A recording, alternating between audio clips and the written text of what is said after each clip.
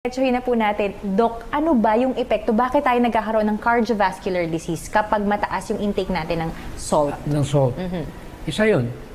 So, ang pinopoint natin dito, at least meron tayong knowledge tungkol dyan. Kaya nga maraming mga study ngayon, yung cardiovascular disease. According na naman ito sa Harvard School of Public Health, ay nakikita natin na kanilang pinag-aralan ito, itong may kinalaman sa bagay na ganito, ay dapat na rin tayong maging aware, ma-remind tayo na talagang magkaroon tayo ng tinatawag na, delikado pala yan. Ikukwento natin sa iba ngayon, lalo-lalo na sa mga may edad na mahina na talaga yung blood vessel. Siyempre, hindi ba yung sasakyan? Yung mga hose, kitang-kita ko yan eh. Yung mga nabili kong sasakyan nung araw, nagtataka ko bakit later on nagli-leak. Yung pala, lumulutong.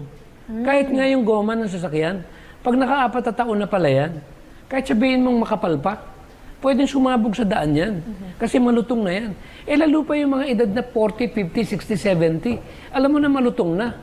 Kulang na nga sa nutrients dahil kulang na nga tayo sa knowledge. Basta alam lang natin kung ano yung normal na nakasanayan natin. Hindi ba it is really a high time to give some sort of awareness and education to people, especially sa edad na katulad ko. Kumbaga sa sasakyan, classic eh. Ano tawag doon? Vintage ba yun? Oo, vintage. Dapat, alamin mo ng lahat yung hindi, yung match na pagkain sa'yo, yun yung i-match mo sa edad mo. Kaya nga, pag nagbibigay kami ng lecture, sinasabi ko sa mga taong pumupunta sa aming seminar, kailangan isipin ninyo at alamin ninyo, ano ba ang diet na bagay sa mga edad na senior citizen? Ngayon, kung hindi mo alam i-match, I tell you, you're not gonna get longer. You die. Diretso yun, Doc, no? To be honest, alam mo na hindi na ganun katindi yung may edad ka eh. Luma na yung katawan mo. Kumbaga, wear and tear. Wear and dahil tear. ginagamit natin yung katawan natin, syempre may physical activity. Pero yung good news, pag pala ang katawan natin eh nakapag-repair at napalitan mo within a year, 3 months, di ba? Ang dugo, 6 months ng tissue, 1 year ang organ. Pag ikaw pala continuous yung diet mo, exercise mo, and everything, tama yung kapaligiran mo, yung 60 pala, kagwapuhan yan. So, ang ibig sabihin ba nito, Doc? Kagwapuhan pala itong edad ko. Sabi ko, hindi pa huli. Marami nga dyan yung 60, namamatay na. Paano? Hindi nakakadinig ng mensaheng pangkalusugan. Kaya ito yung point na, kaya kami naririto, dahil gusto talaga namin po ay magkaroon tayo ng tinatawag na awareness.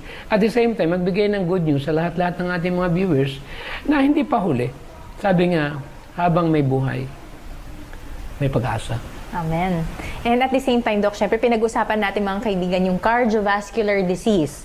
Ngayon, Doc, ano naman ang connection ng asin or ng sodium doon sa ating chronic kidney disease? Syempre, ang kidney kasi yan yung taga-filter eh.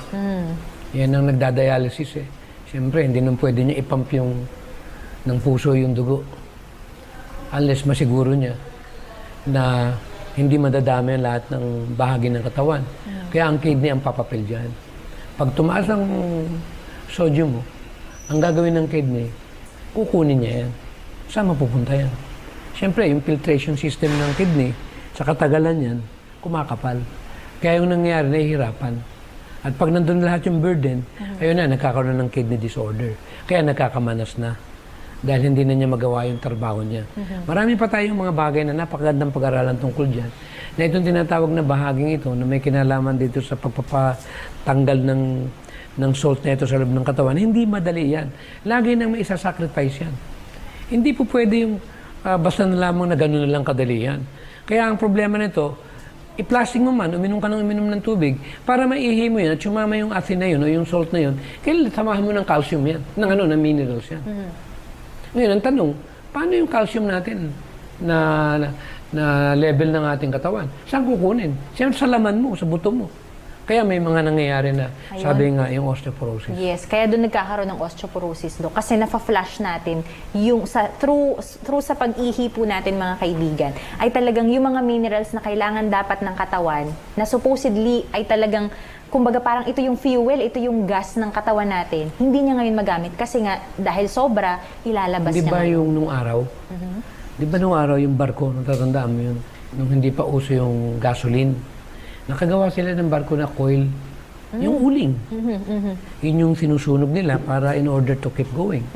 So it happens during that time na pag nagkakaroon ng problema ang sasakyan na nawalan sila na kunyari bumagyo, hindi na takbo sa tamang oras, naubusan ngayon ng uling. Alam mo yung ginagawa ng kapitan? What can we do? Kaysa naman nandito sa karagatan.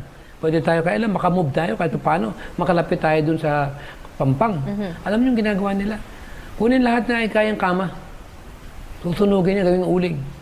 Talaga daw? Hindi pa rin nakakarating sa pupuntahan. Oo. Kunin ka muna yung mga ding-ding-ding-ding na kahoy dyan. Lahat ng pwedeng makuha. Basta kahoy. Sisirain talaga yan, basta kahoy. Gagawing uling yan. Ang tanong ito, kaya ba natin gawin sa katawan yun? Kukunin mo yung calcium mo sa katawan mo, gawa lang ng maalat na yan. And later on, may problema na yung buto mo. Just to keep going lang saan? Doon sa katakawan mo? I'm sorry. I'm not gonna go for it. I would rather control myself. Sabi mo nga kung yung sarili mong katawan, nag-iisa lang Hindi mo kayang mahalin at hindi mo kayang ingatan. Ikaw na yung pinakawawang tao sa buong salibutan. Kasi money cannot buy health. Totoo yun, Dok. Money cannot buy happiness. Hindi kayang bilhin ng kayamanan ang tinatawag na